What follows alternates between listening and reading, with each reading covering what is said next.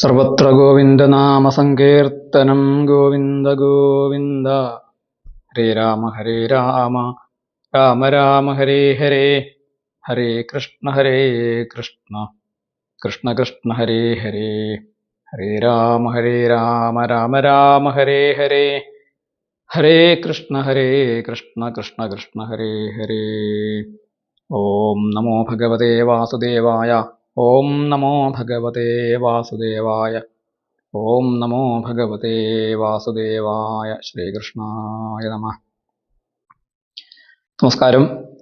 ശ്രീമദ് ഭാഗവതത്തിലെ 1-ാം സ്കന്ധത്തിലെ 5-ാം അധ്യായത്തിൽ 26 ശ്ലോകങ്ങൾ നമ്മൾ പിന്നിട്ടു. 27-ാമത്തെ ശ്ലോകത്തിലും നാരദ മഹർഷി വേദവ്യാസനോട് തനിക്ക് എങ്ങനെയാണ് ഈ ഭാഗവത ദർശനം ലഭിച്ചത് എന്ന കാര്യമാണ് വിവരിക്കുന്നത്. തൻ്റെ പൂർവജന്മത്തിൽ നടന്ന കഥ അദ്ദേഹം അനുസ്മരിക്കുകയാണ്. 27-ാമത്തെ ശ്ലോകം.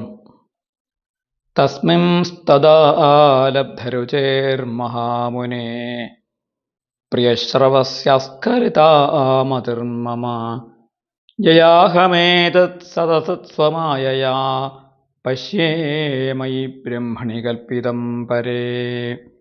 ഹേ മഹാമുനെ, തസ്മിൻ പ്രിയശ്രവസി ലബ്ധരുചേഃ മമ മതിഃ തദാ അസ്ഖലിതാ യയാ അഹം പരേ ബ്രഹ്മണി മയി സദസത് ഏതത് സ്വമായയാ കൽപ്പിതം പശ്യേ. ആ ഋഷിമാരുടെ അനുഗ്രഹം കൊണ്ട് മഹാമുനിയായ അല്ലയോ വേദവ്യാസ എന്ന് വിളിച്ചുകൊണ്ട് പറയുകയാണ്. ആ മഹർഷിമാരുടെ ചാതുർമാസ്യകാലത്ത് ആ ബ്രാഹ്മണഗൃഹത്തിൽ വന്നു ചേർന്ന മുനീശ്വരന്മാർ ശ്രീകൃഷ്ണ ഭഗവാന്റെ മധുരമായ കഥകൾ പറയുന്നത് എനിക്ക് ശ്രവണം ചെയ്യാൻ പറ്റി, കേൾക്കാൻ പറ്റി. കേട്ടതുകൊണ്ട് എന്ത് സംഭവിച്ചു? തസ്മിൻ പ്രിയശ്രവസി ലബ്ധരുചേഃ മമ മതിഃ. പ്രിയശ്രവസ് ആയിരിക്കുന്ന ഭഗവാൻ, പ്രിയങ്കരമായ പ്രിയമായിരിക്കുന്ന യശസ്സോട് കൂടിയിരിക്കുന്ന ആ ഭഗവാനിൽ, തസ്മിൻ അവനിൽ, ആ ഭഗവാനിൽ എൻ്റെ മനസ്സ് എങ്ങനെയായി തീർന്നു? ലബ്ധരുചേഃ മമ, അതിൽ രുചി ലഭിച്ചതായ എൻ്റെ മനസ്സ്. ഭഗവത് കഥകൾ എൻ്റെ മനസ്സിന് അത്യധികമായ അനൽപമായ രുചി ഉണ്ടായി, താല്പര്യമുണ്ടായി എന്നാണ് പറയുന്നത്. അങ്ങനെ താല്പര്യമുണ്ടായി തീർന്ന എൻ്റെ മനസ്സ് തഥാ അസ്ഖലിത, അതെന്തായി തീർന്നു? സ്ഖലിതമല്ലാതെയായി തീർന്നു, അതായത് ഇളകാത്തതായി തീർന്നു. ആ ഭഗവത് ഭക്തി, ഭഗവത് കഥകളിലുണ്ടായ എൻ്റെ രുചി, എനിക്ക് അതിലുണ്ടായ ആ ഒരു ആനന്ദം അത് സ്ഥിരമായി ഭവിച്ചു. എന്നും കേൾക്കണം, എന്നും ഭഗവാന്റെ കഥ കേൾക്കണം, ഇനിയും കേൾക്കണം എന്നുള്ളതായ ഒരു താല്പര്യം അത് എനിക്ക് ഉണ്ടായി. വീണ്ടും വീണ്ടും കേൾക്കാനുള്ള താല്പര്യം ഉണ്ടായി. എന്നുവെച്ചാൽ ഉണ്ടായ താല്പര്യം അത് ഇളക്കമില്ലാതെ അസ്ഖലിതമായി ഭവിച്ചു. അതുകൊണ്ട് എന്താണ് സംഭവിച്ചത്? യയാ അഹം, യാതൊന്നുകൊണ്ട് ഞാൻ, പരേ ബ്രഹ്മണി മയി, ഞാൻ സ്വയം ബ്രഹ്മസ്വരൂപമാണ്, ഞാൻ പരബ്രഹ്മം തന്നെയാണ്. അതാണല്ലോ വേദാന്തം പറയുന്നത്. ബ്രഹ്മസത്യം ജഗന്മിഥ്യ ജീവോ ബ്രഹ്മൈവ ന അപരഃ. ഈ ജീവൻ ബ്രഹ്മം തന്നെയാണ്, അപരമല്ല, ബ്രഹ്മത്തിൽ നിന്ന് അന്യമല്ല ഈ ജീവാത്മാവ് എന്നുള്ള ബോധം എൻ്റെ ഉള്ളിൽ ഉദിക്കാൻ തുടങ്ങി എന്നാണ് അർത്ഥം. യയാഹം പരേ ബ്രഹ്മണി മയി, ഞാൻ പരംബ്രഹ്മം തന്നെ ആയിരിക്കുന്ന എന്നിൽ, സത് അസത് ഏതത്, സത്തും അസത്തുമായിട്ടുള്ള ഏതത്, ഈ വിശ്വം, ഈ പ്രപഞ്ചം. ഈ പ്രപഞ്ചം എങ്ങനെയുള്ളതാണ്? സത്തുമാണ് അസത്തുമാണ്. സത്ത് എന്ന് പറയുന്നത് സൂക്ഷ്മമായിട്ടുള്ളത്, അതാണ് മൂലപ്രകൃതിയായിട്ടിരിക്കുന്നത്. ഈ വിശ്വത്തിൻ്റെ സൃഷ്ടിക്ക് കാരണമായിരിക്കുന്ന കാരണവസ്തുവാണ് ആ സത്ത് എന്ന് പറയുന്ന, നമുക്കെന്നാൽ ഇന്ദ്രിയങ്ങളെ കൊണ്ട് കാണാൻ സാധിക്കാത്തതായ, അനുഭവിക്കാൻ സാധിക്കാത്തതായ ആ ചൈതന്യമാണ് സത്ത്. അതിൽ നിന്നും ഉരുത്തിരിഞ്ഞ് വന്ന് പ്രപഞ്ചമായി വന്നു ചേർന്നിരിക്കുന്ന ആ സ്ഥൂലമായ രൂപമാണ് അസത്ത്. ഇത് രണ്ടും ചേർന്ന്, സത്ത് അസത്ത് രണ്ടും ചേർന്നിട്ടാണ് സത് അസത്ത് എന്ന് പറയുന്നത്. അപ്പോൾ ഈ സ്ഥൂല സൂക്ഷ്മങ്ങളായിരിക്കുന്ന ഈ വിശ്വം, ഈ പ്രപഞ്ചം വാസ്തവത്തിൽ എന്താണ്? ബ്രഹ്മാകുന്ന ശുദ്ധ സ്ഫടികം പോലെയുള്ള അത്രയും എന്താണ് സത്വ രജസ്തമോ ഗുണങ്ങളൊന്നും തന്നെ ബാധിക്കാത്തതായ ആ, അതിശുദ്ധമായിരിക്കുന്ന നിർഗുണമായിരിക്കുന്ന നിരാകാരമായിരിക്കുന്ന ആനന്ദസ്വരൂപമായിരിക്കുന്ന ആ ബ്രഹ്മത്തിൽ, ഞാനാകുന്ന ആ ബ്രഹ്മത്തിൽ ഈ സത്തും അസത്തുമായിരിക്കുന്ന ഈ സ്ഥൂല സൂക്ഷ്മമായിരിക്കുന്ന ഈ പ്രപഞ്ചം, ഈ ബ്രഹ്മാണ്ടം കൽപ്പിക്കപ്പെട്ടിരിക്കുകയാണ് എന്ന് ഞാൻ കണ്ടു. കൽപ്പിതം പശ്യേ, ഞാൻ കണ്ടു. അപ്പോൾ ഒരു എന്താണ്, ഒരു സ്ക്രീനിൽ സിനിമ കാണുന്നത് പോലെ. ആ സ്ക്രീൻ എന്ന് പറയുന്നത് ശുദ്ധ ശൂന്യമാണ്. അത് വെള്ള നിറമാണ്. അതിൽ നിറങ്ങളൊന്നും മാറി മാറി വരുന്നില്ല. വാസ്തവത്തിൽ അത് നിശ്ചല വസ്തുവാണ്. അതൊന്നും ചെയ്യുന്നില്ല, ചലിക്കുന്നില്ല. എന്നാൽ സിനിമ തുടങ്ങുന്നതോട് കൂടിയിട്ട് എന്ത് സംഭവിക്കുന്നു? അതിൽ പല പല കഥാപാത്രങ്ങൾ വരുന്നു, പല വർണ്ണങ്ങൾ വരുന്നു, പല ശബ്ദങ്ങൾ കേൾക്കുന്നു, പല തരത്തിലുള്ള ചിത്രങ്ങൾ മാറി മാറി വരുന്നു, ചലനം ഉണ്ടാകുന്നു. അവ പരസ്പരം നമ്മൾ ബന്ധിക്കുന്നു. മനസ്സുകൊണ്ട് നമ്മൾക്ക് ആ ചലനങ്ങളെ നമ്മൾ ബന്ധിപ്പിച്ച് ഒരു കഥ അതിൽ രൂപപ്പെടുന്നു. ആ കഥ നമ്മൾ ആസ്വദിക്കുന്നു. അത് കണ്ട് നമ്മൾ ചിരിക്കുന്നു, കരയുന്നു, പലപ്പോഴും നമ്മൾ വ്യാകുലരാകുന്നു, പലപ്പോഴും ആഹ്ലാദിക്കുന്നു. എല്ലാം കഴിഞ്ഞ് സിനിമ നന്നായി ഗംഭീരമായി എന്ന് നമ്മൾ പറയുന്നു. ചിലപ്പോൾ ഞാൻ ചിലവാക്കിയ കാശ് വെറുതെ പോയി, ആ സിനിമ കൊള്ളില്ല എന്ന് നമ്മൾ പറയുന്നു. സിനിമ കഴിയുമ്പോഴേക്കും അവിടെ എന്താണ് അവസാനിക്കുന്നത്? അവിടെ അവശേഷിക്കുന്നത് ആ വെള്ള സ്ക്രീൻ തന്നെയാണ്. തുടക്കത്തിലും ഒടുക്കത്തിലും ആ വെള്ള സ്ക്രീൻ ഉണ്ടായിരുന്നു. പക്ഷെ ആ വെള്ള സ്ക്രീന് നമ്മൾ കണ്ടില്ല. ആ വെള്ള ക്യാൻവാസ്, നമ്മൾ ആ സിനിമ നടക്കുന്നതിനിടയിൽ ആ വെള്ള ക്യാൻവാസ് അല്ല നമ്മൾ ശ്രദ്ധിച്ചത്. ആ ക്യാൻവാസിൽ നടക്കുന്ന പലവിധങ്ങളായ രൂപങ്ങളും ശബ്ദഘോഷങ്ങളും ഒക്കെ തന്നെ വന്നിട്ട് നമ്മുടെ മനസ്സിനെ ആകർഷിച്ചു, നമ്മുടെ മനസ്സിനെ കീഴടക്കി. ഇപ്പം നമ്മൾ അവിടെ കാണുന്നു, അവിടെ ഇന്ന ആ കഥാപാത്രം വരുന്നു, പുരുഷ കഥാപാത്രം വരുന്നു, സ്ത്രീ കഥാപാത്രം വരുന്നു, അവരുടെ പ്രണയ നാടകങ്ങൾ നടക്കുന്നു, കളിക്കുന്നു, ചിരിക്കുന്നു, നമ്മളെ ചിരിപ്പിക്കുന്നു. ഹാസ്യ കഥാപാത്രങ്ങൾ വരുന്നു, ഭീകരമായ രൂപങ്ങൾ വരുന്നു, നമ്മളപ്പോൾ ഭയപ്പെടുന്നു. ഇങ്ങനെ അതിൽ നടക്കുന്ന ഓരോ കാര്യങ്ങളും നമ്മുടെ മനസ്സിനെ എന്ത് ചെയ്തു? അതിനോട് ബന്ധിച്ചു നിർത്തുകയും അതിൽ നമ്മൾ ആകൃഷ്ടരാവുകയും അത് സത്യമാണ് എന്ന് തോന്നുകയും അത് കേവലം ഒരു വെള്ള സ്ക്രീനാണ് എന്നുള്ള കാര്യം നമ്മൾ മറന്നു പോവുകയും ചെയ്തു. ഇതാണ് മായയുടെ പ്രഭാവം. മായ നമ്മുടെ മുന്നിൽ കാണിക്കുന്ന ഈ പലതരത്തിലുള്ള നാടകങ്ങൾ, പലതരത്തിലുള്ള രൂപങ്ങളും നാമങ്ങളുമായിട്ട് നമ്മുടെ മുന്നിൽ നടമാടുന്ന ഈ വിശ്വനടനം കണ്ടിട്ട് ഇതൊക്കെ തന്നെ, ഇതിൽ ഞാനും ഒരു നടനാണ്, ഞാനും ഇതിലൊരു കഥാപാത്രമാണ്, ഞാനും ഇതിൻ്റെ ഭാഗമാണ് എന്ന് ചിന്തിച്ച് നമ്മൾ ചിരിക്കുകയും കരയുകയും ദുഃഖിക്കുകയും ദേഷ്യപ്പെടുകയും അസൂയപ്പെടുകയും മത്സരിക്കുകയും നിരാശപ്പെടുകയും ദുഃഖിക്കുകയും ഒക്കെ ചെയ്യുന്നു. ഉറങ്ങുകയും ഉറങ്ങുകയും ഭോഗങ്ങൾ അനുഭവിക്കുകയും ചിലപ്പോൾ എല്ലാം നഷ്ടപ്പെട്ടവനായിട്ട് നിലവിളിക്കുകയും ചെയ്യുന്നു. പക്ഷേ വാസ്തവത്തിൽ അവിടെ എന്താണ് ഉള്ളത്? ഉള്ളത് ഞാനാകുന്ന പരമമായ ബ്രഹ്മം, നിത്യസത്യ വസ്തുവായിട്ടിരിക്കുന്ന എൻ്റെ സ്വസ്വരൂപം എന്താണ്? ശുദ്ധശൂന്യമായിരിക്കുന്ന ആ ക്യാൻവാസ് പോലെ ശുദ്ധമാണ്. അതിലൊന്നും നടക്കുന്നില്ല. ഇതൊക്കെ ഞാൻ കൽപ്പിതം പശ്യേ, ഞാൻ അത് കൽപ്പിച്ചതാണ്. മായാബന്ധം കൊണ്ട് ഞാൻ അതിൽ കൽപ്പിച്ചതാണ് ഈ പ്രപഞ്ചത്തിൻ്റെ ഈ ചലനങ്ങളൊക്കെ എന്ന് ഈ ഭഗവത് കഥകളിൽ ലബ്ധരുചിയായിരിക്കുന്ന എൻ്റെ മനസ്സ് മെല്ലെ മെല്ലെ അങ്ങനെ ചിന്തിക്കാൻ തുടങ്ങി. വാസ്തവത്തിൽ ഇതൊന്നും, ഈ ദുഃഖസുഖങ്ങളൊന്നും തന്നെ നിലനിൽക്കുന്നതല്ല. ശുദ്ധമായിരിക്കുന്ന എന്താണ്, ഈ ആത്മസ്വരൂപം മാത്രമേ സത്യമായിട്ടുള്ളൂ എന്ന് ഞാൻ കാണാൻ തുടങ്ങി.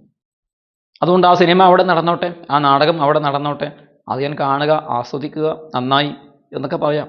അതിനെ നമുക്ക് അനുമോദിക്കുകയൊക്കെ ചെയ്യാം, കാണുകയും ചെയ്യാം. പക്ഷെ അതെൻ്റേതാണ്, ഇതിൽ ബന്ധപ്പെട്ടിരിക്കുന്നു, ഇതെൻ്റെ ദുഃഖമാണ്, ഇത് എനിക്കുള്ളതാണ്, ഇത് എനിക്ക് സന്തോഷം തരുന്നതാണ്, എനിക്ക് സുഖം നൽകുന്നതാണ്, എനിക്ക് ദുഃഖം നൽകുന്നതാണ് എന്ന് ഞാൻ എന്ന ആ ബോധത്തോട് അതിനെ ചേർത്ത് വെച്ച് കഴിഞ്ഞാൽ വലിയ കഷ്ടപ്പാടുണ്ടാകും, വലിയ ദുരിതങ്ങളുണ്ടാകും.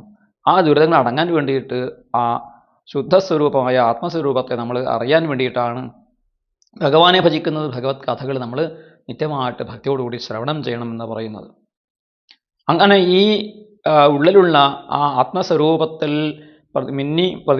പ്രതിഫലിച്ച് പല ചലനങ്ങളും നടത്തിയിട്ടും ഒടുവിൽ മാഞ്ഞു പോകുന്ന വസ്തുവാണ് ഈ സദസത്തായിരിക്കുന്ന സ്ഥൂല സൂക്ഷ്മ സ്വരൂപമായിരിക്കുന്ന പ്രപഞ്ചം, ഈ ബ്രഹ്മാണ്ടം എന്ന് മനസ്സിലായി കഴിഞ്ഞാൽ നമ്മുടെ വിവേകം ഉണർന്നു, വിവേകം ഉദിച്ചു എന്നർത്ഥം.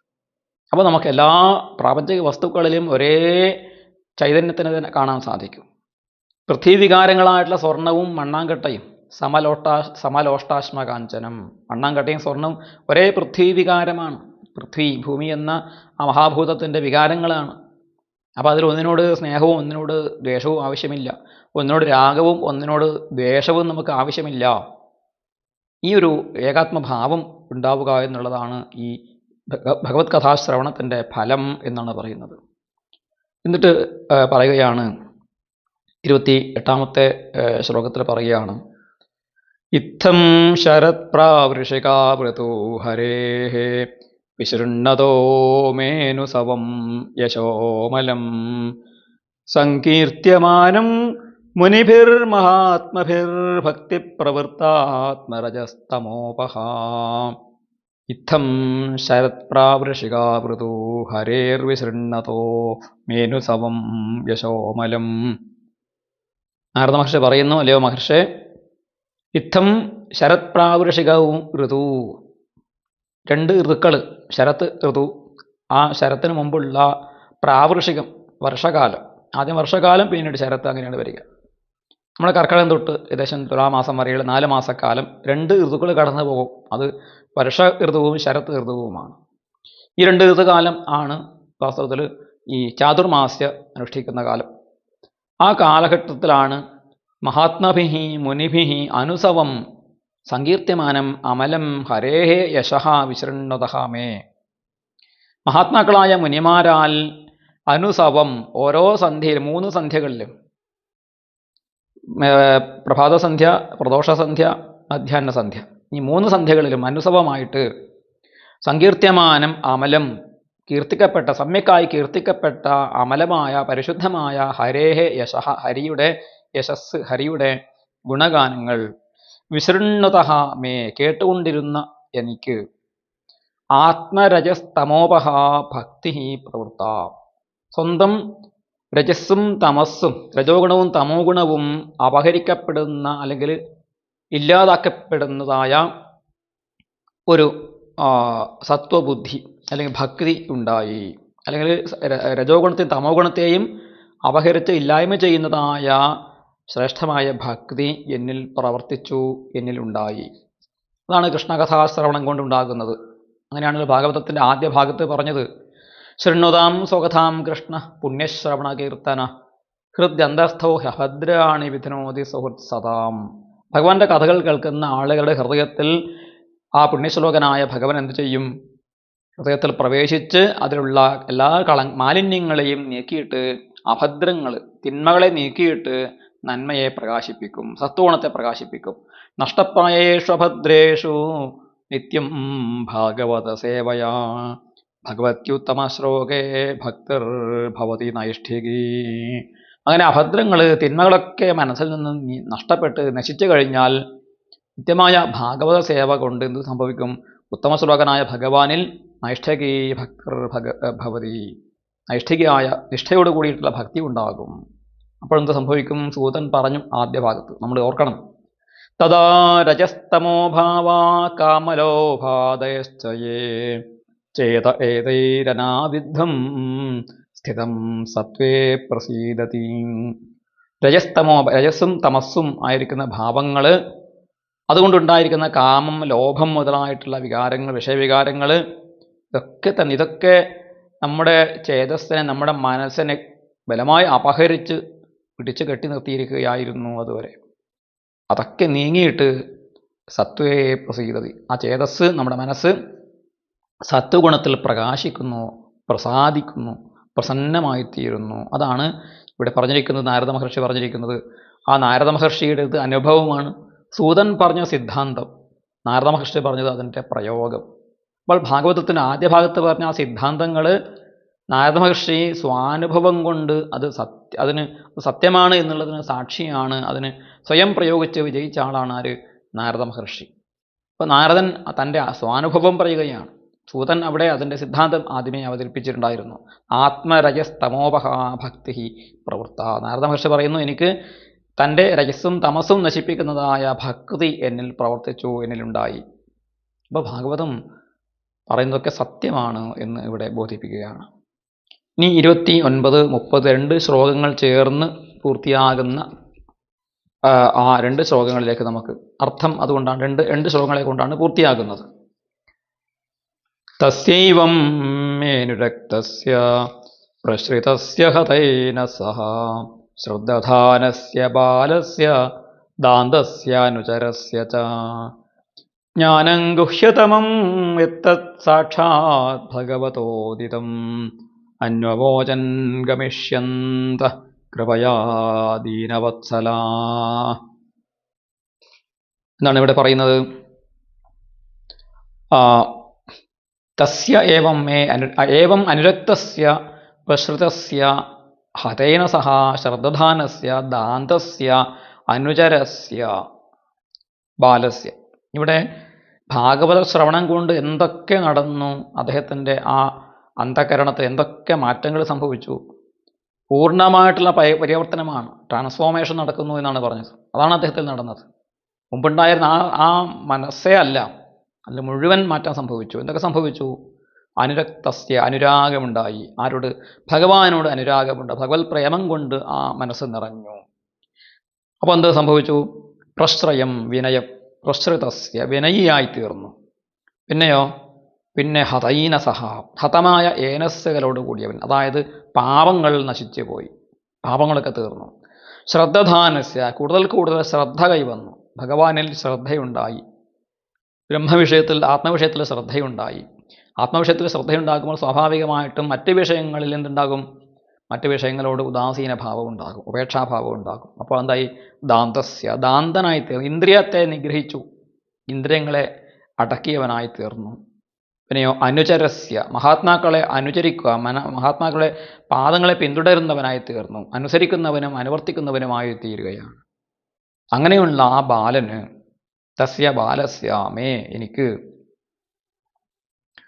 അപ്പോൾ ഇവിടെ എന്തൊക്കെ സംഭവിച്ചു?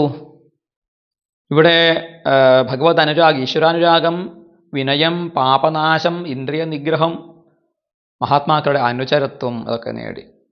തദ്വിധി പ്രണിപാതേന പരിപ്രശ്നേന സേവയാ, മഹാത്മാക്കളെ സേവിച്ചും ശുശ്രൂഷിച്ചും അവരോട് ചോദ്യങ്ങൾ ചോദിച്ചും അവരോട് സംവദിച്ചും ആണ് ഈ ബ്രഹ്മവിദ്യ അദ്ദേഹം നേടിയെടുക്കുന്നത്. അതും അയത്നലളിതമായ ഭക്തിമാർഗമാണ് അദ്ദേഹം നേടിയെടുക്കുന്നത്. ഭക്തിമാർഗമാണ് അദ്ദേഹം പിന്തുടർന്നത്. ആ ഭക്തിശാസ്ത്രമായ ഭാഗവതത്തെയാണ് അദ്ദേഹം നേടിയെടുത്തത്. അപ്പോൾ അവിടെ അഹങ്കാരനാശമുണ്ടായി. അതാണ് പ്രശ്രയം, വിനയമുണ്ടായത്. എനിക്ക് ഒന്നും അറിയില്ല എന്നുള്ള ഭാവം തന്നെയാണ് വിനയം.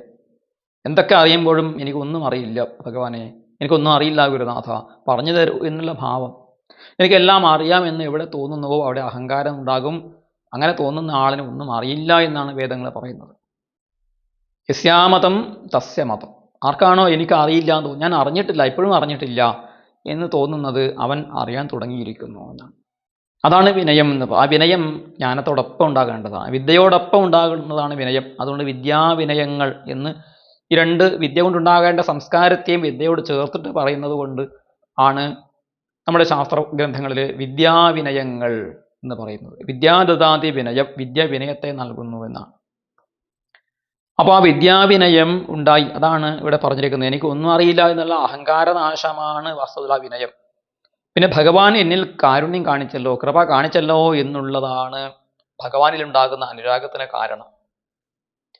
ആ ഭഗവാനെ എനിക്ക് ഭജിക്കണം, ഭഗവാനെക്കുറിച്ച് കേൾക്കണം, ഭഗവാനെ ധ്യാനിക്കണം, ഭഗവാന്റെ നാമസങ്കീർത്തനം ചെയ്യണം എന്നുള്ളതായ ഉത്കടമായ മനസ്സിൻ്റെ അഭിനിവേശമാണ് ശ്രദ്ധ. ഭഗവാനിൽ ആ ശ്രദ്ധ വർദ്ധിച്ചു വരുന്ന സമയത്ത് ഭഗവാൻ അല്ലാത്ത വിഷയങ്ങൾ, അന്യവിഷയങ്ങളിൽ ഉദാസീന ഭാവം, ഉപേക്ഷാഭാവം ഉണ്ടാകുന്നതാണ് ഇന്ദ്രിയ നിഗ്രഹം അല്ലെങ്കിൽ ദാന്തത്വം, ദാന്തി എന്നും പറയാം. വീണ്ടും കേൾക്കണം, ആ മഹാത്മാക്കളുടെ കൂടെ ഇരിക്കണം, വീണ്ടും കഥകൾ കേൾക്കണം, കൂടുതൽ കൂടുതലായിട്ട് ഭഗവാനെ അറിയണം, ഭഗവാന്റെ ഗുണഗണങ്ങൾ കേൾക്കണം, പാടണം എന്നുള്ള ആ ഭാവം. അതിനു വേണ്ടിയിട്ട് മഹാത്മാക്കളുടെ പാംസുക്കളെ ശിരസിൽ അണിയുക, അതിനു വേണ്ടിയിട്ടുള്ള ആ താല്പര്യമാണ് അനുചരത്വം. ഇതൊക്കെ എനിക്ക് വന്നു ചേർന്നു. ഇങ്ങനെയൊക്കെ വന്നു ചേർന്ന ഇതൊക്കെ ആയിട്ട് ഞാൻ ബാലനാണ്, കുട്ടിയാണ്, ഒരു കൊച്ചു കുട്ടിയിലാണ് ഈ ഭാവങ്ങൾ ഉണ്ടായിരിക്കുന്നത്, ഈ സദ്ഗുണങ്ങൾ വളർന്നു വന്നത്. അങ്ങനെ വന്നു ചേർന്ന ആ ബാലന്, തസ്യ ബാലസ്യമേ, ആ ബാലനായ എനിക്ക്, കൃപയാ ദീനവത്സലാഹ, കൃപയോട് കൂടിയിട്ട് ആ ദീനവത്സലനായ, ദീനന്മാരോട് വാത്സല്യം കാണിക്കുന്നവരായ ആ മഹാത്മാക്കൾ എന്ത് ചെയ്തു? സാക്ഷാത് ഭഗവത ഉദിതം ഗുഹ്യതമം ജ്ഞാനം അന്വബോധ, സാക്ഷാൽ ഭഗവാനാൽ പറയപ്പെട്ടതായ ഏറ്റവും രഹസ്യമായിട്ടിരിക്കുന്ന, ഗുഹ്യതമം ആയിരിക്കുന്ന ഭാഗവത ശാസ്ത്രത്തെ അവിടെ വിട്ടുപോകുന്നവരായ ആ മഹർഷീശ്വരന്മാർ എനിക്ക് പറഞ്ഞു തന്നു, ഉപദേശിച്ചു തന്നു. അതുകൊണ്ടാണ് അവർ കൃപയാ ദീനവത്സലഹ, ദീനനായ എന്നോട് കൃപ കാണിച്ചവനാണ്. എല്ലാ ദീനന്മാരോടും അവർ കൃപ കാണിക്കും. പക്ഷെ അവർ സമദർശികളാണ് താനും. പക്ഷെ ഈ ദീനന്മാരോട് ആത്മവിദ്യയ്ക്ക് വേണ്ടിയിട്ട് ആരാണോ അത്യധികം വ്യാകുലപ്പെടുന്നത് അവർക്ക് മുന്നിൽ ഈ രഹസ്യത്തെ അവർ ഉദ്ഘാടനം ചെയ്യും, തുറന്ന് കാണിച്ചു കൊടുക്കും. ഇതൊന്നും വാസ്തവത്തിൽ ഒരു രഹസ്യവുമില്ല ജ്ഞാനത്തിന്. വിദ്യാദാനം പാത്രമറിഞ്ഞ് വേണം എന്നാണ്. ആരാണ് പാത്രമായിരിക്കുന്നത്? അറിയണം എന്ന ഉത്കടമായ വ്യഥ ആരിലാണ് ഉള്ളത്? അറിഞ്ഞേ തീരൂ, ഭഗവാനെ കണ്ടേ തീരൂ എന്ന് തീരുമാനമെടുത്തിരിക്കുന്ന ദൃഢമായ നിശ്ചയവും വിനയവും അതുപോലെ ഗുരുവാസന, ഗുരുക്കന്മാരുടെ ആചാര്യന്മാരുടെ പാദങ്ങളിൽ വീട് നമസ്കരിച്ച് കരഞ്ഞ് പ്രാർത്ഥിക്കുകയും ചെയ്യുന്ന ദീനന്മാരായിട്ട് ആളുകളിൽ അവർ കനിയും. അവർ ഭഗവാന്റെ ഏറ്റവും രഹസ്യമായിട്ടുള്ള കാര്യവും പറഞ്ഞു കൊടുക്കും. അതുകൊണ്ടാണ് അതിനെ രഹസ്യം എന്ന് പറയുന്നത്. അല്ലെങ്കിൽ അതിന് മറ്റൊരു രഹസ്യവും ഇല്ല. അധികാരികൾക്ക്, അതായത് ശുശ്രൂഷു ആയിരിക്കുന്ന സുഹൃതി ആയിരിക്കുന്ന ആളുകൾ അതിനധികാരിയാണ്.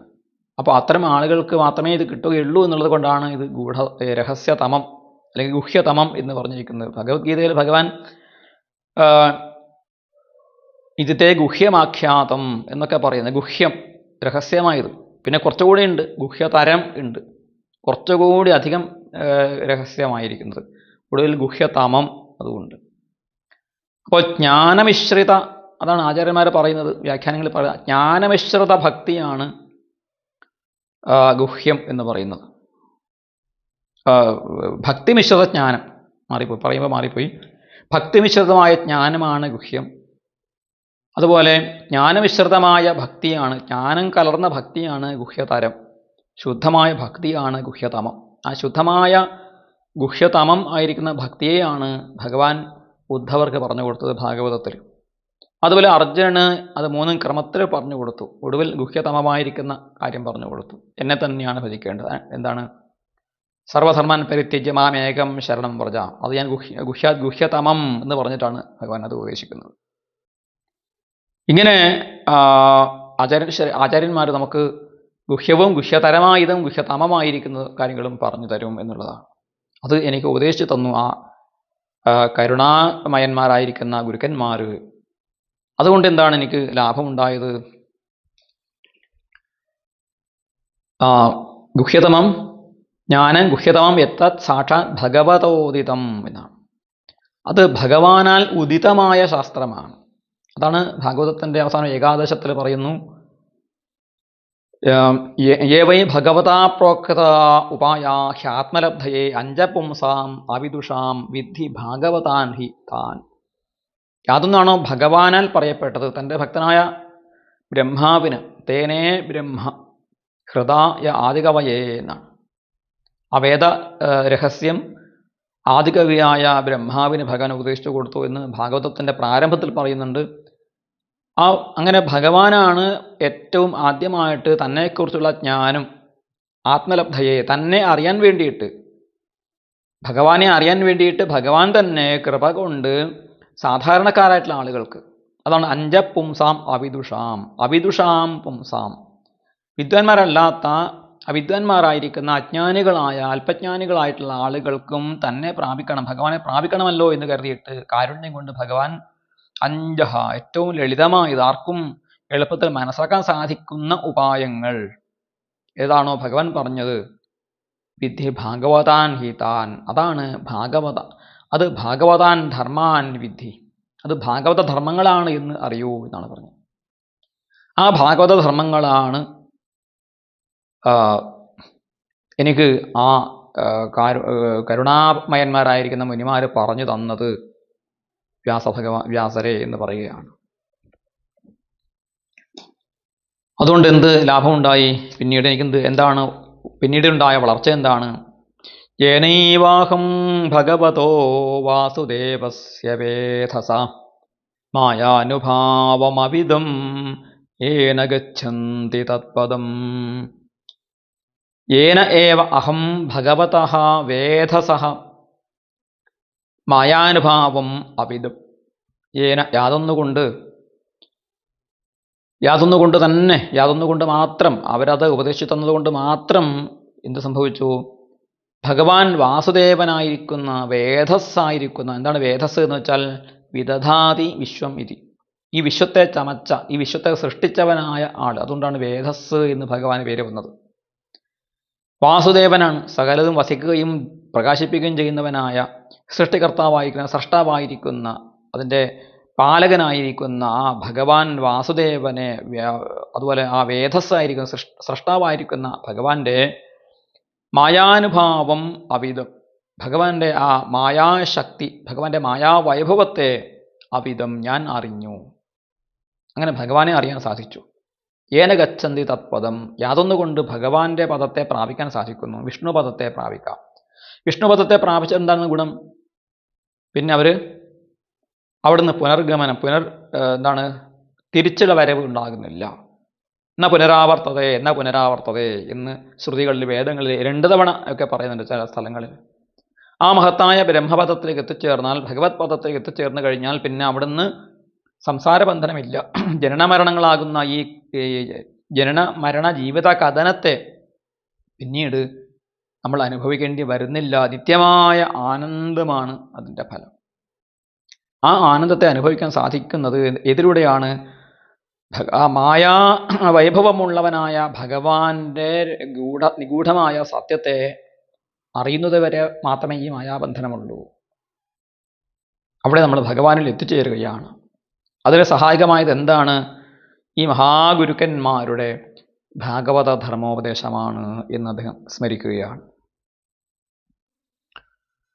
അങ്ങനെ മായയെ അറിഞ്ഞാൽ എന്ത് ചെയ്യാം? മായാധീശനെ നമുക്ക് പ്രാപിക്കാം.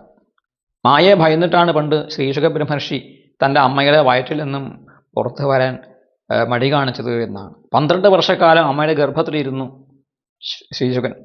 വ്യാസനെ വിളിച്ചിട്ട് പുറത്തേക്ക് വന്നില്ല. നീ എന്താണ് മോനെ പുറത്തേക്ക് വരാത്തതെന്ന് ചോദിച്ചപ്പോൾ ശുകൻ പറഞ്ഞത്രേ, ബ്രഹ്മവൈവർത്ത പുരാണത്തിലൊക്കെ ആ കഥ പറയുന്നുണ്ട്. ശുകൻ അകത്തുനിന്ന് പറഞ്ഞു, ഭൂസ്പർശം വന്നാൽ, അമ്മയുടെ ഈ ഗർഭപാത്രത്തിൽ നിന്ന് പുറത്ത് വന്നാൽ എന്നെ മായ ബാധിച്ചാലോ, എനിക്ക് മായാബന്ധനം വേണ്ട എന്ന് പറയുകയാണ്. ഞാൻ നിനക്ക് ഉറപ്പ് തരുന്നു, നിനക്ക് മായാബന്ധനം വരില്ല എന്ന് ഉറപ്പ് തരുന്നു എന്ന് പറഞ്ഞപ്പോൾ ശുകൻ പറഞ്ഞു, അങ്ങ് പറഞ്ഞാൽ എനിക്ക് വിശ്വാസമില്ല. അങ്ങ് തന്നെ ബന്ധനത്തിലാണല്ലോ, അങ്ങനെയാണ് ഒരു പുത്രജന്മത്തിന് വേണ്ടിയിട്ട് ആഗ്രഹിച്ചത്. അപ്പം മായാബന്ധനമില്ലാത്ത, മായയെ അതിജീവിച്ചതായ മായാപുരുഷനായിരിക്കുന്ന ആൾ വന്ന് എനിക്ക് ഒരു ഗ്യാരണ്ടി തന്നാൽ മാത്രമേ ഞാൻ പുറത്തു വരികയുള്ളൂ എന്ന് പറയുകയാണ് ഗർഭസ്ഥ ശിശു. ഒടുവിൽ വ്യാസൻ നേരെ ദ്വാരകയിൽ ചെന്ന് സാക്ഷാൽ ശ്രീകൃഷ്ണ ഭഗവാനെ കൂട്ടിക്കൊണ്ടുവന്നു. ഭഗവാൻ വന്നിട്ട് ശുകനെ വിളിച്ചു. ശുക, പുറത്തു വരൂ, എനിക്ക് മായാബന്ധനം ഒഴിവാക്കി തരാൻ പറ്റുമോ ഭഗവാനെ? ഞാൻ ഉറപ്പ് തരുന്നു, നിന്നെ മായ ബാധിക്കില്ല, ഉറപ്പ് തരുന്നു, വരൂ എന്ന് പറഞ്ഞിട്ടാണ് ആ ശുകൻ അമ്മയുടെ ഗർഭപാത്രത്തിൽ നിന്നും പുറത്തേക്ക് വന്നത് എന്നാണ്. ഇത് ആ ഒരു കഥ. അതിൽ നിന്ന് മനസ്സിലാക്കേണ്ടത് എന്താണ്? ഈ ലോകത്തിൽ പ്രാപഞ്ചിക ജീവിതം നയിക്കുന്നവർക്കൊക്കെ തന്നെ ഈ മായാബന്ധനം ഉണ്ടാകും. എപ്പോഴാണോ സാക്ഷാൽ ശ്രീകൃഷ്ണ ഭഗവാനുമായിട്ട് നമ്മുടെ മനസ്സ് ചേർത്ത് വയ്ക്കുന്നത്, ഭഗവാന്റെ കാരുണ്യം നമ്മൾ പ്രവർത്തിക്കുമ്പോൾ, ആ ഭഗവാന്റെ കാരുണ്യം, ആ ഭഗവാന്റെ തലോടൽ, ഭഗവാന്റെ വാക്കുകൊണ്ടോ നോട്ടം കൊണ്ടോ സ്പർശനം കൊണ്ടോ ദർശനം കൊണ്ടോ, അല്ലെങ്കിൽ ആ ഭഗവാന്റെ കാരുണ്യം ഏതെങ്കിലും വിധത്തിൽ നമ്മളിലേക്ക് ആ കാരുണ്യ വർഷമുണ്ടാകുമ്പോൾ, ശ്രീശുകന് സംഭവിച്ചതുപോലെ, ശ്രീനാരദ മഹർഷിക്ക് സംഭവിച്ചതുപോലെ നമ്മൾ സഞ്ചരേമ ശുകനാരദാധിപത് എന്നാണ് നാരായണീയത്തെ ഭട്ടതിരി പറഞ്ഞത്. അങ്ങനെ ആ ഭക്തിഭാവത്തിൽ ശുകനെപ്പോലെയും നാരദനെപ്പോലെയും ഈ പ്രാപഞ്ചിക ബന്ധനമില്ലാതെ ഭഗവത് കീർത്തനം പാടി ആനന്ദ നർത്തനം ചെയ്തുകൊണ്ട് സഞ്ചരിക്കാൻ സാധിക്കണം, ഒരു തരത്തിലുള്ള ദുഃഖവും അനുഭവിക്കാതെ. നാരദനും ശുകനും അതിന് വ്യക്തമായ സാക്ഷികളാണ്, അതിന് പ്രമാണങ്ങളാണ് എന്നാണ് ഭട്ടതിരി പറയുന്നത് നാരായണീയത്തിൽ. അപ്പോൾ മായയെ അറിയാൻ, മായയെ അതിജീവിക്കാൻ എന്ത് ചെയ്യണം? മായാധീശനായിരിക്കുന്ന ഭഗവാനെ അറിയണമെങ്കിൽ മായയെ അതിജീവിക്കണം. അതിന് മായാധീശനായ ഭഗവാന്റെ കാരുണ്യം വേണം. ആ മായാധീശനായ ഭഗവാൻ തന്നെയാണ് ഗുരുവിൻ്റെ രൂപത്തിൽ നമ്മുടെ മുന്നിൽ വരുന്നതും എന്നാണ്. അതിനറിഞ്ഞു കഴിഞ്ഞാൽ പേടിക്കാനില്ല. അതുവരെ നമുക്ക് ഈ മായ കണ്ടിട്ട് നമ്മൾ ഭയക്കും, ദുഃഖിക്കും, ഒരുപാട് പ്രതീക്ഷകൾ നമ്മൾ വളർത്തിക്കൊണ്ടുവരും. ആഗ്രഹങ്ങളുണ്ടാകും, രാഗമുണ്ടാകും, ദ്വേഷമുണ്ടാകും, കാമക്രോധാദികളുണ്ടാക്കും. ഇതൊക്കെ തന്നെ ഈ മായാ പ്രപഞ്ചത്തിൻ്റെ ഈ കെട്ടുകാഴ്ചകൾ കണ്ടിട്ട് ഈ മായാഭഗവതി നമ്മളെ ഭ്രമിപ്പിക്കുകയാണ് എന്ന്. അതിൻ്റെ കാരണക്കാരൻ ആരാണ് എന്ന് അറിഞ്ഞാൽ ഭയമില്ല. കൊച്ചുകുട്ടികളെ ഭയപ്പെടുത്താൻ ചില ആളുകൾ എന്ത് ചെയ്യും, ഈ മുഖത്ത് എന്തെങ്കിലും രൂപം വെച്ച് കെട്ടിയിട്ട്, മുഖപ്പാളയൊക്കെ വെച്ച് കെട്ടിയിട്ട്, വലിയ ദംഷ്ട്രങ്ങളും മീശയും ഒക്കെ ആയിട്ടുള്ള ഉണ്ട കണ്ണൊക്കെ ആയിട്ടുള്ള വലിയ ഭീകരമായൊരു മുഖം ഒരു ഒരു ഒരു ചിത്രമായി വരച്ചിട്ട് അത് മുഖത്ത് വച്ചിട്ട് മുഖപ്പാള വെച്ചിട്ട് ഒരു കുട്ടിയുടെ അടുത്ത് ചെന്ന് നോക്കൂ. ചെറിയ കുട്ടി ഭയന്ന് വിറച്ച് കരഞ്ഞ് വിളിച്ചു അവൻ ബഹളം വയ്ക്കാൻ തുടങ്ങും. അമ്മയുടെ അടുത്തേക്ക് ഓടിപ്പോകും കരഞ്ഞുകൊണ്ട്.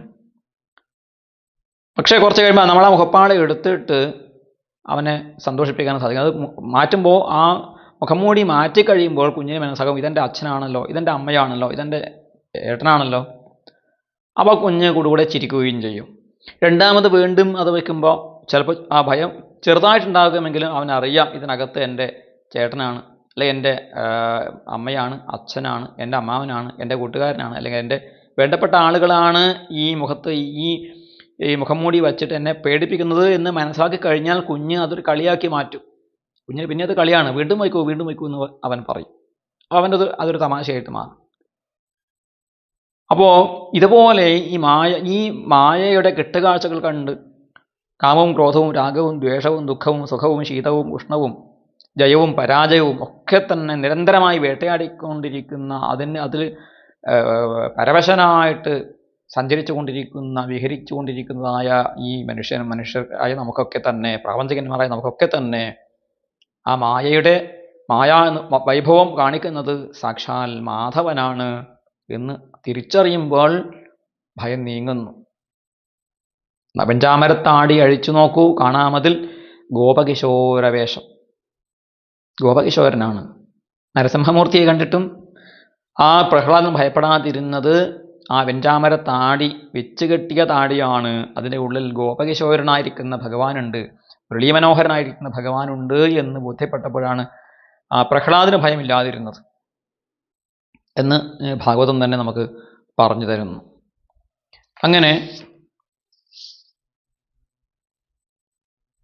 ആ മായാ ബന്ധനത്തിൽ നിന്നും എനിക്ക് വലിയ ഒരു മോചനമാണ് അതിലൂടെ ഉണ്ടായത്. ഭഗവത് പദത്തെ പ്രാപിക്കാൻ സാധിക്കുന്നതായ ഭഗവാന്റെ മായാവൈഭവത്തെ ഈ ഋഷിമാരുടെ കാരുണ്യം കൊണ്ട് ഞാൻ അറിഞ്ഞു വ്യാസമഹർഷി എന്ന് പറയുന്നു.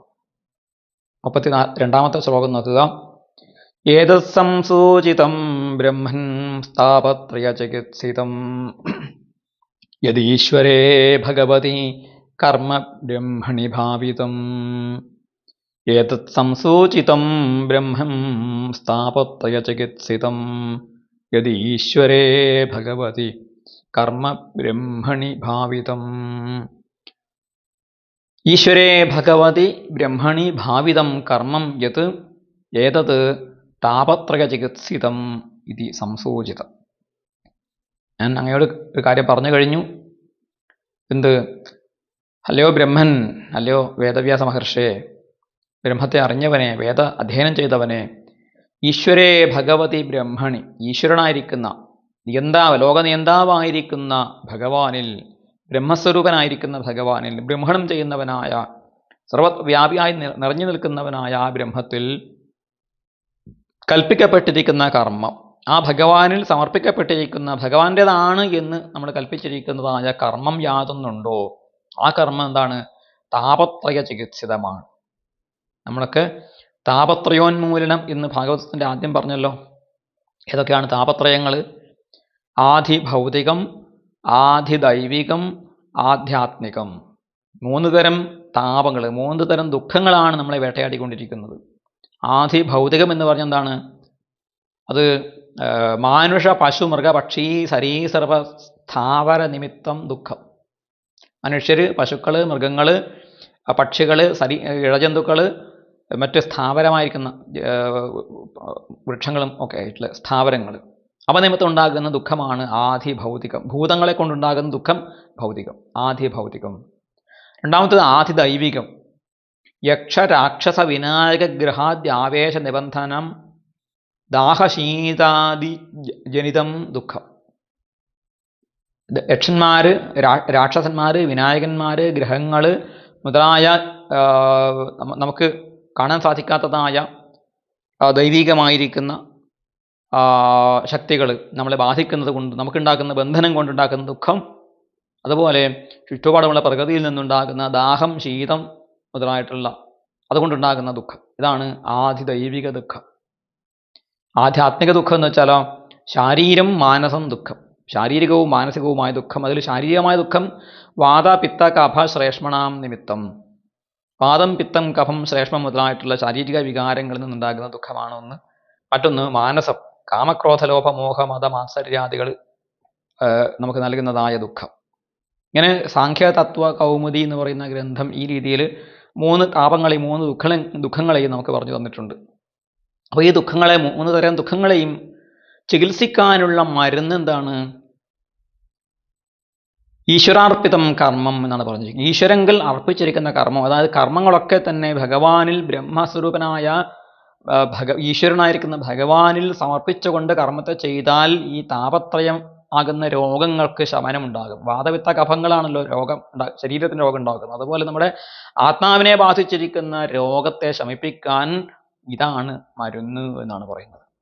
ബ്രഹ്മണി ഭാവിതം, കർമ്മങ്ങളൊക്കെ ബ്രഹ്മത്തിൽ ഭാവനം ചെയ്യണം. ഇങ്ങനെ ബ്രഹ്മാർപ്പണം, ബ്രഹ്മഹവിർ, ബ്രഹ്മഗ്നോ ബ്രഹ്മണാഹുതം, ബ്രഹ്മൈവ തേന ഗന്തവ്യം ബ്രഹ്മകർമ്മ സമാധിന എന്ന ഗീതയിൽ പറയുന്നു. ഒരു ഹോമം ചെയ്യുമ്പോൾ ആ കയ്യിലെടുത്തിരിക്കുന്ന ഹവിസ് എന്താണ്? അത് ബ്രഹ്മം തന്നെയാണ്. ഏതിനാണ് അർപ്പിക്കുന്നത്?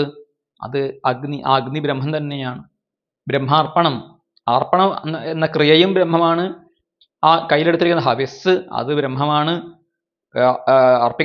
അർപ്പിക്കപ്പെടാൻ പോകുന്ന അഗ്നി അത് അഗ്നവും ബ്രഹ്മണ. ഹോമം ചെയ്യുന്നവൻ ആരാണ്? ആരാലാണ് ഇത് ഹവനം ചെയ്യപ്പെട്ടിരിക്കുന്നത്? ആ ഹോതാവ് എന്താണ്? ബ്രഹ്മം തന്നെയാണ്. ഞാനും ബ്രഹ്മമാണ്. എന്നിട്ട് ഇതൊക്കെ ഈ ക്രിയ ചെയ്തിട്ട് എന്താണ് നമുക്ക് നേടേണ്ടത്? ബ്രഹ്മൈവതേന ഗന്തവ്യം, ബ്രഹ്മഗന്തവ്യം, ബ്രഹ്മത്തിലേക്കാണ് നമ്മൾ എത്തിച്ചേരേണ്ടത്. അപ്പം എല്ലാം ബ്രഹ്മമാണ് എന്ന് തിരിച്ചറിഞ്ഞുകൊണ്ട് ആ ഹവനം, യാഗങ്ങളായാലും സാധാരണ ഹോമങ്ങളായാലും ഒരു ഗണപതി ഹോമമായ മുതൽക്ക് അങ്ങ് അശ്വമേധം വരെയുള്ള എല്ലാ യാഗങ്ങളും, രാജസൂയാദികളായ യാഗങ്ങൾ അടക്കമുള്ള എല്ലാ ഹോമങ്ങളിലും എല്ലാ ക്രിയകളിലും അത് നമ്മൾ ചെയ്യുന്ന ഏത് ക്രിയ, ഒരു പ്രഭാഷണം ചെയ്യുന്നവൻ, ആ പ്രഭാഷകൻ ബ്രഹ്മമാണ് അല്ലേ? അവൻ്റെ വാക്കുകളാണ് ഹവിസ്, അവൻ്റെ സദ്വാക്കുകളാണ് ഹവിസ്. അവൻ ആ ഹോമം ചെയ്യുന്ന അഗ്നി ഏതാണ്? അവൻ്റെ ശ്രോതാക്കളാണ് അത് അവൻ്റെ ഹവിസ്, അവൻ്റെ അഗ്നി. അവൻ്റെ ശ്രോതാക്കൾ അഗ്നിയാണ്. അപ്പം ശ്രോതാക്കളാകുന്ന അഗ്നിയിൽ തൻ്റെ സദ്വചനങ്ങളാകുന്ന ഹവിസ്സിനെ പ്രഭാഷകനാകുന്ന ഹോതാവ് അർപ്പണം ചെയ്യുന്നു. അപ്പോൾ അവിടെ ആ കർമ്മം ഒരു യജ്ഞമായിട്ട് മാറി. എന്നാണ് ഗീത പറഞ്ഞത്. എന്താണ്? യജ്ഞത്തിൽ നിന്നും വിപരീതമായിട്ട്, യജ്ഞത്തിൽ നിന്നും വിഭിന്നമായിട്ട് ഒരു കർമ്മവും ഉണ്ടാകുന്നില്ല. അതാണ് യജ്ഞമല്ലാത്ത ഒരു കർമ്മവും ഭഗവാൻ നമ്മളെ മോക്ഷത്തിലേക്ക് നയിക്കുകയില്ല. എല്ലാ കർമ്മവും യജ്ഞമാക്കി മാറ്റണം. ഒരു വൈദ്യൻ, ഒരു ഭിഷഗ്വരൻ, ഒരു ഡോക്ടർ രോഗിയെ ചികിത്സിക്കുമ്പോൾ ആ ഡോക്ടർ സ്വയം ഞാൻ ബ്രഹ്മമാണ് എന്ന് വിചാരിക്കണം. ഞാൻ ഈശ്വര സ്വരൂപമാണ്. എൻ്റെ മുന്നിലുള്ള ഈ രോഗി ആരാണ്? ഈ രോഗി അഗ്നിയാണ്, എൻ്റെ അഗ്നിയാണ്. എൻ്റെ ചികിത്സയാകുന്ന, എൻ്റെ മരുന്നാകുന്ന, അല്ലെങ്കിൽ എൻ്റെ വിവിധ പ്രയോഗങ്ങളാകുന്ന ആ ഹവിസിനെ ഞാൻ ഈ അഗ്നിയിലേക്ക് ഹവനം ചെയ്യുകയാണ്. എൻ്റെ ധർമ്മമാണിത് എന്ന് ചിന്തിക്കുകയാണ്. അപ്പോൾ ഒരു ആധ്യാത്മിക പ്രഭാഷണം കേൾക്കുന്ന, സപ്താഹയജ്ഞം കേൾക്കുന്ന ശ്രോതാവിനെ നമ്മൾ അഗ്നിയെ സങ്കല്പിക്കണം എന്ന് പറഞ്ഞു ആചാര്യൻ. ശ്രോതാവ് തിരിച്ചും അങ്ങനെ ചെയ്യണം. ശ്രോതാവ് ചിന്തിക്കണം, ഞാൻ യജമാനനാകുന്നു. എനിക്ക് വിദ്യ പകർന്നു തരുന്ന അഗ്നിയാണ് ഈ ആചാര്യൻ. അദ്ദേഹത്തിലേക്ക് ഞാൻ സമർപ്പിക്കുന്ന എൻ്റെ ശ്രദ്ധയാണ് അതിലെ ഹവിസ്. ഇങ്ങനെ ചിന്തിച്ചാൽ മതി. അധ്യാപകൻ കുട്ടികളെ പഠിപ്പിക്കുമ്പോൾ ആ കുട്ടി അഗ്നിയാണ്. ഞാൻ കൊടുക്കുന്ന വിദ്യ ഹവിസ്സാണ്. ഞാൻ അതിൻ്റെ ഹോതാവാണ്.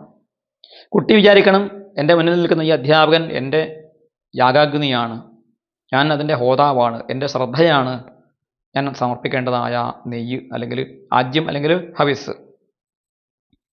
ഇങ്ങനെയുള്ള ഒരു സങ്കല്പം ഓരോ കർമ്മം ചെയ്യുമ്പോൾ നിരന്തരമായിട്ട് നമ്മൾ ചിന്തിച്ചുറപ്പിച്ച് മനനം ചെയ്ത് അതിൽ നമുക്ക് ഉറച്ചു കഴിഞ്ഞാൽ, നമ്മുടെ മനസ്സ് ഉറച്ചു കഴിഞ്ഞാൽ നമുക്ക് താപത്രയ ചികിത്സ, നമ്മുടെ എല്ലാ തരം ദുഃഖങ്ങളാകുന്ന രോഗങ്ങൾക്കും ചികിത്സ അതിലൂടെ നേടിയെടുക്കാൻ സാധിക്കും എന്നാണ് പറയുന്നത്. അങ്ങനെ ഒരു ചികിത്സ ചെയ്യാം. ആ ചികിത്സ വാസ്തവത്തിൽ നമ്മുടെ ആയുർവേദം മുതലായിട്ടുള്ള ചികിത്സാ ശാസ്ത്രങ്ങളിലും ആ ശാസ്ത്രങ്ങൾ അതിന് ദൃഷ്ടാന്തമായിട്ട് ഇവിടെ പറയപ്പെടുന്നുണ്ട്. ഇപ്പോൾ അടുത്ത ശ്ലോകത്തിൽ നാരദൻ പറയാൻ പോകുന്നത് അത് തന്നെയാണ്. ശങ്കരാചാര്യ സ്വാമികളൊക്കെ തന്നെ ആ ദൃഷ്ടാന്തം പറഞ്ഞിട്ടുണ്ട്. എന്താണ് എന്ന് നോക്കുക. അടുത്ത 33-ാമത്തെ ശ്ലോകം നോക്കുക. ആമയോ യശ്ച ഭൂതാനാം ജായതേ യേന സുവ്രത തദേവ ഹ്യാമയം ദ്രവ്യം ന പുനാതി ചികിത്സിതം. ഹേ സുവ്രത, നല്ല വ്രതങ്ങൾ, സുഷ്ഠുവായിരിക്കുന്ന വ്രതങ്ങൾ എടുത്തിട്ടുള്ള അല്ലയോ മഹർഷേ, യേന ഭൂതാനാം യഹ ആമയഃ ജായത്തെ തത് ദ്രവ്യം ഏവ ആമയം ന പുനാതി ചികിത്സിതം പുനാതി. അല്ലയോ വ്രതമെടുത്തിരിക്കുന്ന അല്ലയോ മഹർഷേ, യാതൊന്നിനെ കൊണ്ടാണ് ജീവജാലങ്ങൾക്ക് രോഗം, ആമയം, ആമയ എന്ന് വെച്ചാൽ രോഗം യാതൊന്നിനെ കൊണ്ടാണ് ഉണ്ടാകുന്നത്. നമുക്ക് പല ഭക്ഷണ സാമഗ്രികളും കഴിച്ചിട്ട് രോഗമുണ്ടാകും, അല്ലെങ്കിൽ തണുപ്പ് തട്ടിയിട്ട് രോഗമുണ്ടാകും, ചൂട് കൊണ്ട് രോഗമുണ്ടാകും, പറ്റാത്ത ഭക്ഷണം കഴിച്ചാൽ രോഗമുണ്ടാകും, പറ്റാത്ത ശീലങ്ങൾ കൊണ്ടുവന്നാൽ, അല്ലെങ്കിൽ മറ്റെന്തെങ്കിലും നമ്മൾ അമിതമായി വേർത്താൽ രോഗമുണ്ടാകും, വെയിൽ അധികം കൊണ്ടാൽ രോഗമുണ്ടാകും, മഴ അധികം കൊണ്ടാൽ രോഗമുണ്ടാകും. ഇങ്ങനെയൊക്കെ പല കാരണങ്ങളെ കൊണ്ട് രോഗമുണ്ടാകും. യാതൊന്നിനെ കൊണ്ടാണോ രോഗമുണ്ടായിരിക്കുന്നത് തദ്ദ്രവ്യം ഏവ ആമയം ന പുനാതി, അതേ ദ്രവ്യം തന്നെ ചികിത്സക്ക് ഉപയോഗിക്കാൻ പറ്റുമോ? നെയ്യ് ധാരാളമായിട്ട് കഴിച്ചിട്ടുണ്ടായ അജീർണം നെയ്യ് തന്നെ കഴിച്ചാൽ മാറുമോ? മാറില്ല. മഴ കൊണ്ടിട്ടുണ്ടായ ജലദോഷം മുതലായിട്ട് രോഗങ്ങൾ മഴയത്ത് ഇറങ്ങി നിന്നാൽ മാറുമോ? ഇല്ല. വെയിൽ കൊണ്ടിട്ടുണ്ടായ രോഗം വെയിലത്ത് നിന്നാൽ മാറുമോ? ഇല്ല. കഫം വർദ്ധിച്ചിട്ടുണ്ടായ രോഗം കഫം ഉണ്ടാക്കുന്ന ദ്രവ്യങ്ങൾ കഴിച്ചാൽ മാറുമോ? ഇല്ല. ചികിത്സിതം പുനാതി. പക്ഷേ അതേ വസ്തുവിൽ, അതായത് നെയ്യ് നമ്മൾ കഴിച്ചിട്ടുണ്ടായ രോഗം മാറ്റാൻ എന്ത് ചെയ്യണം? ആ നെയ്യിൽ ഔഷധം ചേർത്ത് സേവിച്ചാൽ മതി. അതിൽ വല്ല ആടലോടകമോ അല്ലെങ്കിൽ അതിൽ പിന്നെ കുറുന്തോട്ടിയോ, ആനക്കുറുന്തോട്ടിയോ, തഴുതാമയോ, ആര്യവേപ്പോ, എന്തെങ്കിലുമൊക്കെ മരുന്നുകൾ വൈദ്യൻ തീരുമാനിച്ചിരിക്കുന്ന മരുന്ന് അരച്ചിട്ട് അതിൻ്റെ രസം ഈ നെയ്യിൽ ചേർത്ത് ചൂടാക്കി അല്ലെങ്കിൽ അത് പാകം ചെയ്തിട്ട് ആ നെയ്യ് തന്നെയാണ് ഔഷധമായിട്ട് തരുന്നതെങ്കിൽ അതിനെ കൊണ്ട് ഈ നെയ്യ് കഴിച്ചിട്ടുണ്ടായ രോഗം നെയ്ക്കകത്ത് ഔഷധം ചേർത്തിട്ട് തന്നാൽ അത് മരുന്നായിട്ട് മാറും. അത് പിന്നെ നെയ്യല്ല, അത് മരുന്നാണ്. അതുപോലെയാണ് നമ്മുടെ എല്ലാ ക്രിയകളും. നമുക്ക് ആധിദൈവികവും ആധിഭൗതികവും ആധ്യാത്മികവുമായിട്ട് ഇരിക്കുന്ന എന്തൊക്കെ ദുഃഖങ്ങൾ, രോഗങ്ങൾ, സംസാര രോഗങ്ങൾ, പ്രപഞ്ച രോഗങ്ങൾ, ഭവരോഗങ്ങൾ നമ്മളെ ബാധിച്ചിട്ടുണ്ടോ, അതിന് കാരണം എന്താണ്? നമ്മുടെ കർമ്മങ്ങളാണ് അതിന് കാരണം. പൂർവ്വജന്മത്തിൽ ചെയ്ത കർമ്മങ്ങളും ഈ ജന്മത്തിൽ ചെയ്തുകൊണ്ടിരിക്കുന്ന കർമ്മങ്ങളും ഒക്കെ അതിന് കാരണമാണ്. ആ കർമ്മങ്ങളെ കൊണ്ടുണ്ടായ ഈ ദുഃഖത്തെ, 3 തരത്തിലുള്ള ദുഃഖത്തെ ശമിപ്പിക്കാനുള്ള ഔഷധം എന്താണ്? കർമ്മം തന്നെയാണ്. പക്ഷെ ആ കർമ്മത്തിൽ എന്ത് ചേർക്കണം? ശ്രീകൃഷ്ണ ഭക്തിയാകുന്ന ഔഷധത്തെ ചേർത്ത് പാകം ചെയ്ത, മരുന്നാക്കി മാറ്റിയിരിക്കുന്ന കർമ്മം, താപത്രയ ചികിത്സിതമായി മാറിയിട്ടുള്ള ശ്രീകൃഷ്ണ ഭക്തിയാകുന്ന ഔഷധം പ്രയോഗിച്ചിരിക്കുന്ന, ചേർത്തുണ്ടാക്കുന്ന അതേ കർമ്മം. കർമ്മം ചെയ്യാതിരിക്കാൻ നമുക്ക് പറ്റില്ല. കർമ്മം ചെയ്യാതെ ഒരു നിമിഷം പോലും നമുക്ക് ജീവിക്കാൻ പറ്റില്ല. അതുകൊണ്ട് കർമ്മം ചെയ്തേ പറ്റൂ എന്നുള്ളത് കൊണ്ട് ആ കർമ്മമാകുന്ന നെയ്യൽ ശ്രീകൃഷ്ണ ഭക്തിയാകുന്ന ഔഷധക്കൂട്ടുകൾ ചേർത്തിട്ട് അതിനെ രോഗം മാറ്റുന്ന മരുന്നാക്കിയിട്ട് മാറ്റുക, ശക്തമായ ഔഷധമാക്കി മാറ്റിയിട്ട് അത് പ്രയോഗിക്കുക എന്ന് പറയുന്ന വളരെ സഹജമായ സ്വാഭാവികമായ ഒരു എന്താണ് രോഗമോചന മാർഗം, ചികിത്സാമാർഗം ആണ് ഭാഗവതം നമ്മുടെ മുന്നിൽ കാഴ്ചവെക്കുന്നത് എന്നർത്ഥം.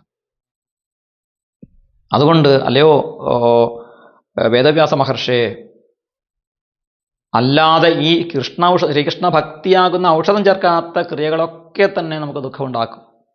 അടുത്ത ശ്ലോകത്തിൽ പറയുന്നു, ഏവം നൃണാം ക്രിയായോഗാ സർവേ സംസൃതിഹേതവ ത ഏവാത്മവിനാശായ കൽപ്പന്തേ കൽപ്പിതാ പരേ. ഏവം നൃണാം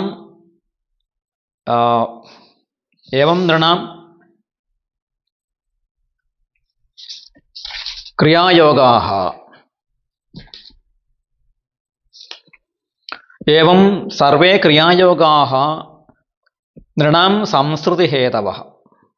ഇങ്ങനെ ഇപ്രകാരത്തിലെ എല്ലാ തരത്തിലുള്ള ക്രിയായോഗങ്ങളും മനുഷ്യന് സംസാരത്തെ ജനിപ്പിക്കുന്നതാണ്, ഭവത്തെ പ്രാപഞ്ചിക ദുഃഖത്തെ വർദ്ധിപ്പിക്കുന്നതാണ്, അതിന് കാരണമായിരിക്കുന്നതാണ്. തേ ഏവം പരേ കൽപ്പിതാഹ ആത്മവിനാശായ കൽപ്പന്തേ. എന്നാൽ അതേ ക്രിയകൾ തന്നെ പരേ കൽപ്പിതാഹ, പരനായിരിക്കുന്ന പരമപുരുഷനായിരിക്കുന്ന ഈശ്വരങ്കൽ അതിനെ സമർപ്പിക്കപ്പെട്ട് കഴിഞ്ഞാൽ, ഈശ്വരങ്ങൾ സമർപ്പിക്കപ്പെട്ട അതേ ക്രിയായോഗങ്ങൾ തന്നെ എന്തായിത്തീരും? ആത്മവിനാശായ, അവയുടെ നാശത്തിനായിക്കൊണ്ട് തന്നെ സമർത്ഥമായിരിക്കും. മരുന്ന് ചേർത്ത നെയ്യ് കഴിച്ചാൽ നെയ്യ് കൊണ്ടുള്ള ദോഷം ശമിക്കുന്നത് പോലെ ക്രിയായോഗങ്ങളെ കൊണ്ടുണ്ടാകുന്ന, കർമ്മങ്ങളെ കൊണ്ടുണ്ടാകുന്നതായ സംസാര ദുഃഖം ശമിപ്പിക്കാൻ ആ കർമ്മങ്ങളിൽ ശ്രീകൃഷ്ണ ഭക്തി ചേർത്തിട്ട്, അല്ലെങ്കിൽ അത് കൃഷ്ണാർപ്പണമാക്കി മാറ്റിയിട്ട്, ഭഗവത് അർപ്പണമാക്കിയിട്ട്, ഈശ്വരാർപ്പണമാക്കി മാറ്റുന്നതിലൂടെ അതിൻ്റെ കർമ്മത്വം ഇല്ലാതാകുന്നു. അതാണ് ക്രിയകൾ നശിക്കുന്നു. സർവാന ശിഥിലാഹ ക്രിയാഹ എന്ന് നന്ദഗോപർ പറയുന്നുണ്ട്. ഭഗവാനെ നിരന്തരമായി സ്മരിച്ചത്. ഭഗവാൻ മധുരയിലേക്ക് പോയി, പിന്നെ ഭഗവാനെ കണ്ടില്ല അവർ. അപ്പോൾ നിരന്തരമായിട്ട് കൃഷ്ണനെ സ്മരിച്ച് കണ്ണനെ കാണണം, കണ്ണനെ കാണണം, കണ്ണിന് കർപ്പൂരമാകണം എന്ന് ചിന്തിച്ച് സകല കർമ്മങ്ങളും ലയിച്ചു പോയി, ശിഥിലമായി പോയി, കർമ്മശൈഥില്യം വന്നു. അപ്പോൾ കർമ്മബന്ധനമില്ല. നിരന്തരമായ ശ്രീകൃഷ്ണ ധ്യാനം ആ നന്ദഗോപർക്ക് കിട്ടി, യശോദക്ക് കിട്ടി, ഗോപികമാർക്ക് കിട്ടി. അതിനുവേണ്ടിയാണ് ഭഗവാൻ അവരെ വിട്ടു പോയത്. അത് ഭഗവാന്റെ കാരുണ്യമായിരുന്നു വാസ്തവത്തിൽ എന്നാണ് പറയുന്നത്. അപ്പോൾ ആ കർമ്മശൈഥില്യം വരാൻ എന്തു ചെയ്യണം? കർമ്മങ്ങളെ ഭഗവാനിലേക്ക് പൂർണ്ണമായും സമർപ്പിക്കണം എന്നാണ് നാരദ മഹർഷിയുടെ പറയുന്നത്. 35 മുതലുള്ള ശ്ലോകങ്ങൾ നമുക്ക് പിന്നീട് വിചാരം ചെയ്യാം. ഹരേ രാമ രാമ രാമ ഹരേ ഹരേ, ഹരേ കൃഷ്ണ കൃഷ്ണ കൃഷ്ണ ഹരേ ഹരേ. ശ്രീ ഗുരുഭ്യോ നമഃ.